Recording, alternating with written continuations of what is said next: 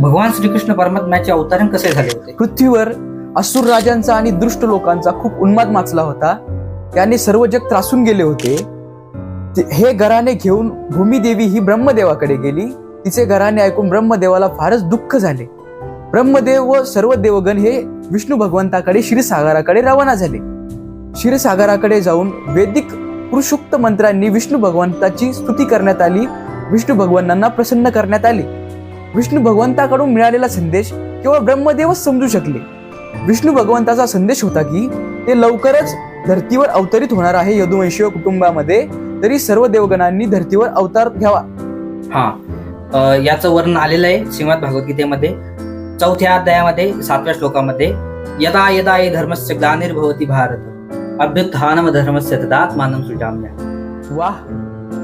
शूरसेनाचा पुत्र वसुदेव आणि उग्रसेनाची पुत्री देवकी यांचा विवाह होऊन नुकतेच ते रथाना जात होते. त्यांचा रथ हाकण्यासाठी देवकीचा भाऊ कंस हा होता. उग्रसेनाने वसुदेवाला 400 हत्ती, 500 घोडे, 1800 रथ असा हुंडा दिला होता. आणि मंगल क्षणाची सूचना म्हणून विविध संगीत वाद्य वाजत होती.